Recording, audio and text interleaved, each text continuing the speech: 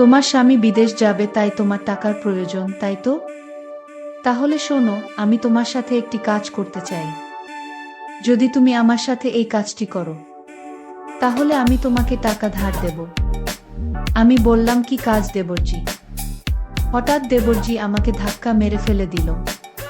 তারপর দেবরজি আমার সাথে যা করলো তা শুনলে বন্ধুরা, তোমাদের মাথা গরম হয়ে যাবে এবং তোমরা কাজ করতে বাধ্য হয়ে যাবে। তাহলে চলুন বন্ধুরা, গল্পটি শুরু করি। গল্পটি শুরু করার আগে বন্ধুরা, তোমাদের নিকট আমার বিশেষ অনুরোধ, দয়া করে তোমরা আমার চ্যানেলটি সাবস্ক্রাইব করে আমাকে সাপোর্ট করবা।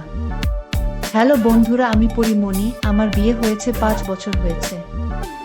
বন্ধুরা, আমার স্বামী একজন কাঠমিস্ত্রি।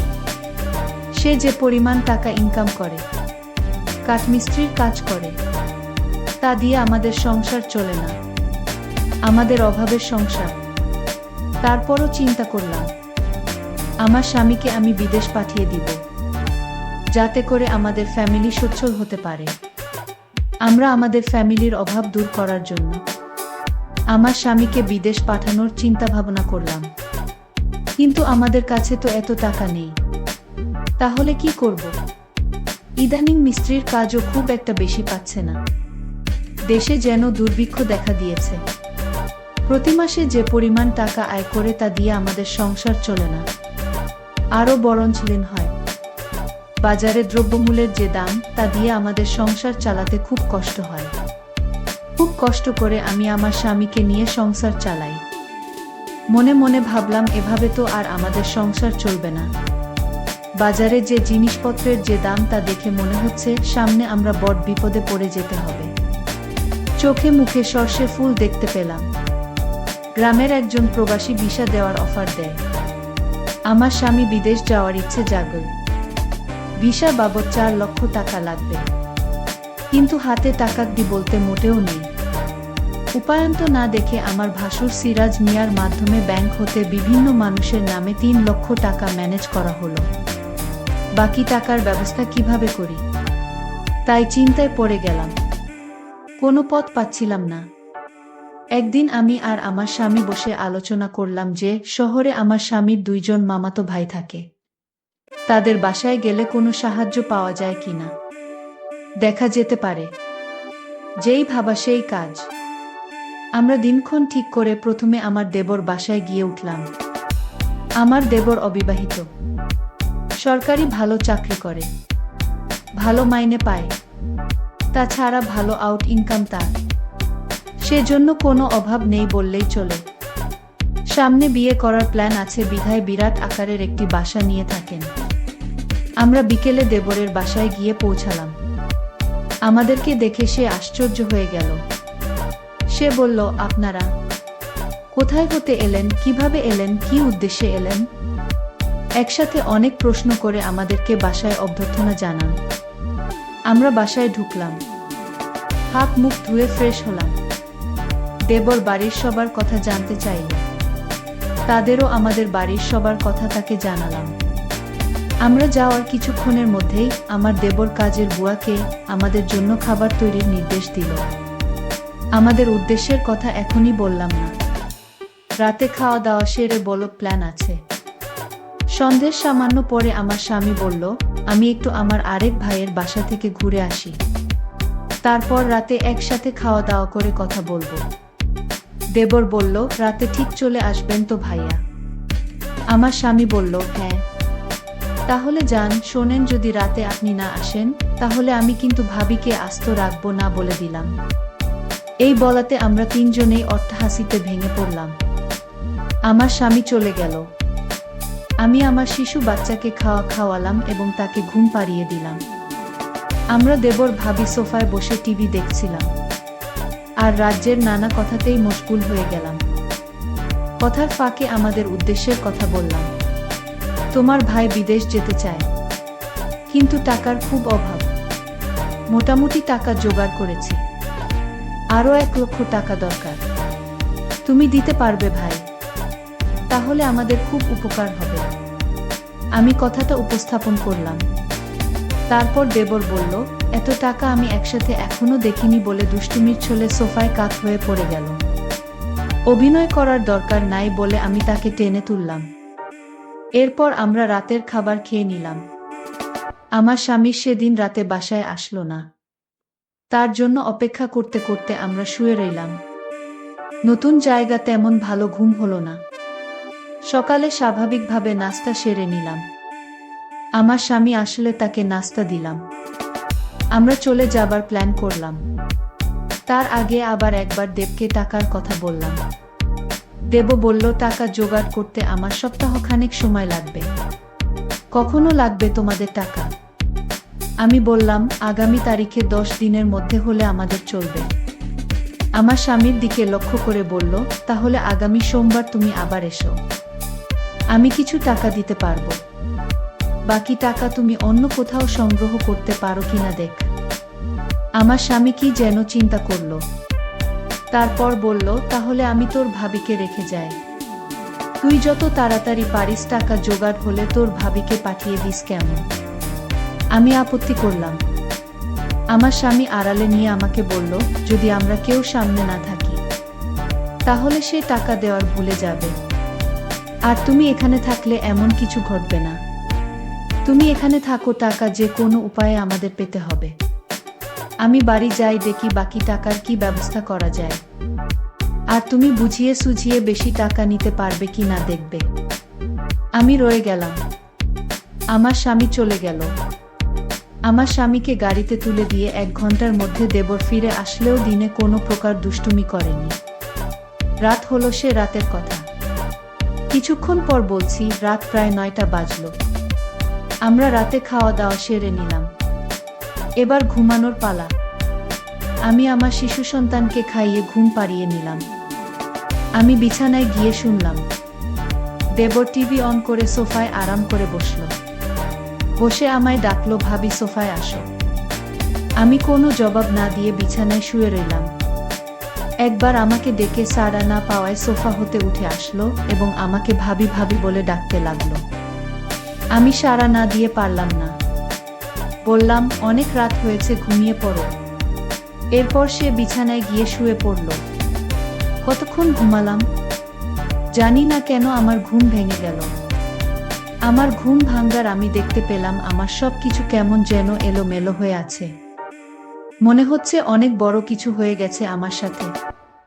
বুঝতে পারলাম না ঘুমের মধ্যে কি ঘটনা ঘটে গেছে। মনে হচ্ছে আমার সাথে কেউ অন্যরকম কিছু করেছে। ভাবলাম আর থাকবো না, চলে যাব। আর আমার সাথে যে রাতে এইরকম হয়েছে তা আমি আমার দেবরকে কোনোভাবেই বুঝতে দেই নাই। না বোঝার ভান করলাম। তারপর সকালে নাস্তা খেলাম। মনে মনে ভাবলাম এখান থেকে চলে যাব। ঠিক সেই সময় আমার মনে পড়ল, এভাবে চলে গেলে স্বামীর টাকা জোগাড় হবে কিভাবে। নানান কথা ভাবতে ভাবতে সকাল 9টা বেজে গেল। আমার দেবর অফিসে যাবার জন্য প্রস্তুতি নিল। কিছুক্ষণ পর আমার দেবর অফিসে চলে গেল। আমি একা একা বাসায় বসে বসে টিভি দেখছিলাম আর আমার দেবর কখন আসবে তার পথ চেয়ে বসে রইলাম। অফিসে চলে যাওয়ার পর আমি সম্পূর্ণ একা বসে বসে টিভি দেখছিলাম। হঠাৎ দরজায় কড়া নাড়ল। দরজার পাশে গিয়ে জিজ্ঞেস করলাম, কে বাহির হতে জবাব এলো। আমি কাজের বুয়া, তাই দরজা খুলে দিলাম। বুয়া পাক শাক সব শেষ করে আমার কাজ হয়ে গেছে বলে বিদায় নিয়ে চলে গেল। আমি আবার টিভি দেখায় মগ্ন হলাম। বেলা প্রায় 1টা বাজলো। আমি স্নান করার জন্য প্রস্তুতি নিলাম। এমন সময় মোবাইলে বেজে উঠল।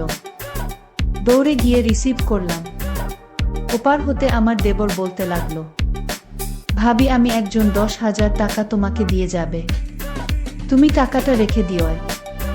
লোকটা আমার খুব আপন। একটু ভালো করে মেহমানদারি করবেন, চা নাস্তা যা চায় তা দেবেন, কোনো কার্পণ্য করবেন না, বুঝলেন? টাকাগুলো আপনার জন্য। ঠিক আছে বলে দেবর ফোন রেখে দিল। আমি আবার টিভি দেখার জন্য সোফায় বসলাম। টিভিতে একটা ইংলিশ সিনেমা চলছে। এমন সময় দরজায় কড়া নাড়ার শব্দ হলো। দরজা খুলে দিলাম। একই দেখছি সম্পূর্ণ এক নিগ্রো মানুষ, প্রায় 6 ফুট লম্বা। হাতের আঙুলগুলো যেন আমাদের বাঙালিদের হাতের বাহুর মতো। যেমন লম্বা তেমনি হ্যান্ডসাম। লোকটি বাংলায় বলল, আসতে পারি ভাবি? আমি হেসে বললাম, হ্যাঁ আসুন।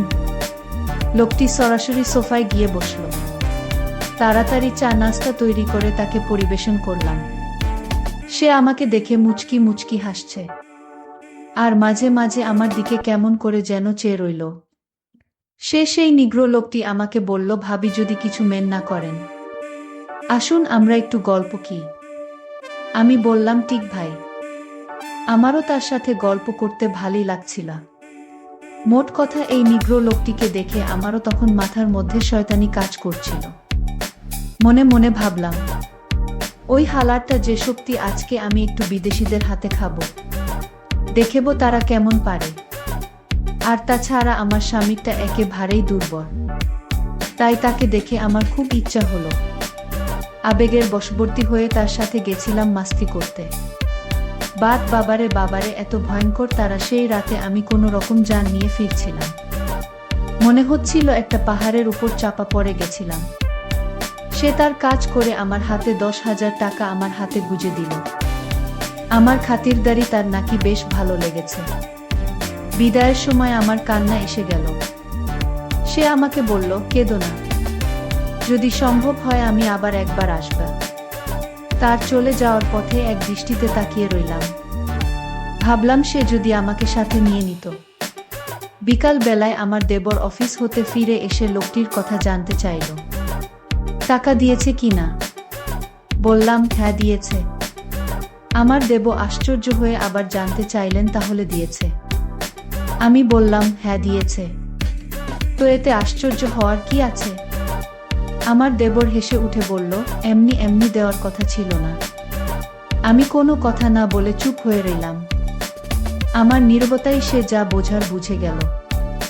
আমাকে বলল, ভাবি দুনিয়াটা বড়ই কঠিন। কেউ কাউকে এমনি এমনি টাকা দিতে চায় না, সবাই বিনিময় চায়। ভাবি আপনার তো টাকা দরকার, আমি আপনাকে টাকা দেবার সব ব্যবস্থা করব। যদি আপনি আমার সাথে একটি কাজ করেন, তাহলে দেখবেন আপনার স্বামীর বিদেশ যাওয়ার টাকা 2 দিনেই জোগাড় হয়ে যাবে। তখন আমি বললাম, কি কাজ ভাই? তারপর আমার দেবর খুব আমতা আমতা করে বলতে লাগলেন, ভাবি কিভাবে যে আপনাকে বলি। তারপরও বলছি, যেহেতু আপনার টাকার খুবই প্রয়োজন। তো ভাবি, যদি আপনি আমার সাথে, মানে আমি যেভাবে বলি সেইভাবে বেশ কিছুদিন কাজ করেন, তাহলে আপনি অনেক টাকা পেয়ে যাবেন। আপনি শুধু, আমার একজন বিদেশি বন্ধু আছে, তাকে একটু খুশি করতে হবে। তাহলে দেখবেন সে খুশি হয়ে আপনাকে 2 লক্ষ টাকা দিবে। গতকালকে সে আমার মোবাইলে আপনার ছবি দেখেছে। আপনার ছবি দেখে আপনাকে ওনার খুব পছন্দ হয়েছে। এখন আপনি যদি আমাকে সম্মতি দেন, তাহলে আমি তার সাথে কথা বলতে পারি। আমি মনে মনে ভাবলাম, আমার স্বামী বিদেশ যাওয়ার জন্য টাকাটা খুব জরুরি, আর তাছাড়াও কেউ এমনি এমনি আমায় টাকা দিবে না। বিনিময় ছাড়া কেউ কোনোদিন কিছু দিতে চায় না। তাই রাজি হয়ে গেলাম। আমি রাজি হওয়াতেই আমার দেবর অনেক খুশি হয়ে গেল। তারপর অদ্ভুত দৃষ্টিভঙ্গিতে সে আমাকে ধাক্কা মেরে ফেলে দিল। তার ধাক্কায় আমি পড়ে গেলাম। তারপর সে আমাকে কিছু একটা অন্যরকম আচরণ করা শুরু করল। আমিও কিছু বুঝেও না বোঝার ভান করলাম, কারণ আমার টাকাটা প্রয়োজন। আর এই সময়ে তার এই প্রস্তাবটা আমার কাছে খুব ভালো লাগলো। টাকাটা না পেলে হয়তো আমার স্বামী বিদেশ যেতে পারবে না, তাই আমি তার সাথে কাজ করতে বাধ্য হলাম। সারা রাত কাজ করার পর সকাল হলো। সকলে সে আর আমি নাস্তা করলাম। তারপর দেবর আমাকে বলল, ভাবি আপনি প্রস্তুতি থাকবেন, আজকে আমি আর আমার বন্ধুকে নিয়ে আসব। বাড়িতে একটা ছোটখাটো পার্টি হবে, আপনি খুব সাজুগুজো হয়ে থাকবেন। আমি বললাম, ঠিক আছে। তারপর আমার দেবর অফিস থেকে ফেরার সময় তার বন্ধু মিস্টার টিকলুকে নিয়ে বাসায় আসলো। ওমাগো দেখতে একেবারে গিগ্রোদের মতো, অনেক হ্যান্ডসাম, দেখতে একবারে কালো কিটকিটে। আমি বললাম, ওমাগো তার সাথে যদি আমি যাই, তাহলে তো আমি শেষ হয়ে যাব। যাই হোক, তারপরেও আমাকে যেতে হবে, কারণ তার সাথে যদি যাই, তাহলে সে আমাকে অনেক অর্থ দিবে, যা দিয়ে আমি আমার স্বামীকে বিদেশ পাঠাতে পারবো। যাই হোক, সে রাতে পার্টিতে অনেক নাচ গান করলাম, যার ফলে মনটা অনেক ভালো হয়ে গেল। রাত যখন গভীর হলো তখন দেখি সে ওই কালো লোকটা কি যেন খাচ্ছে। তারপর আমাকে বলল, কি ভাবি, খাবেন নাকি? আমি বললাম, টিকলু ভাই, কি এটা? সে বলল, অনেক মজার একটা জিনিস, খেয়েই দেখেন না। তারপর ওইটা খাওয়ার পর আমি যেন পাগল হয়ে গেলাম। অন্যরকম একটা সুখের প্রয়োজন মনে হলো। বন্ধুরা, তারপর এই কালো কুচকুচে লোকটা আমার সাথে এক অন্যরকম আচরণ করা শুরু করলো। আমিও তার কথায় সায় দিতে থাকলাম। কি বলবো বন্ধুরা, মানুষেরটা এত পাওয়ারফুল হয় না। মনে হচ্ছিল যেন হিংস্র কোনো জানোয়ারের আক্রমণে পড়েছি। দিনটি ছিল আমার কাছে অনেক বিষাদময়, যদিও অনেক কষ্ট হয়েছিল। কিন্তু সবচেয়ে বড় কথা হলো, আমার তখন আমার টাকাটা খুবই প্রয়োজন ছিল। পরিশেষে বন্ধুরা, তোমাদেরকে আমি একটি কথাই বলবো, মানুষ যখন বিপদে পড়ে তখন অসম্ভব কাজ কেউ সম্ভব করে ফেলে। আমার ক্ষেত্রে ঠিক তাই হয়েছিল। যাই হোক বন্ধুরা, এত কিছুর পরেও এখন আমার স্বামী সন্তান নিয়ে খুব ভালো আছি। আমার স্বামী এখন বিদেশে প্রচুর টাকা ইনকাম করে। স্বামীর সংসার এবং সন্তানদেরকে নিয়ে আমি এখন তোমাদের দোয়ায় ভালো আছি। তোমরা সকলেই আমার জন্য দোয়া করবে। বন্ধুরা, ভিডিওটি যদি ভালো লাগে তাহলে একটি লাইক দিন। আর তোমরা যদি এইরকম ধরনের ইন্টারেস্টিং ভিডিও পেতে চাও তাহলে দয়া করে আমার চ্যানেলটি সাবস্ক্রাইব করো। পরিশেষে তোমাদের সকলের সুস্বাস্থ্য কামনা করি। ভিডিওটি দেখার জন্য তোমাদের সকলকে অসংখ্য ধন্যবাদ।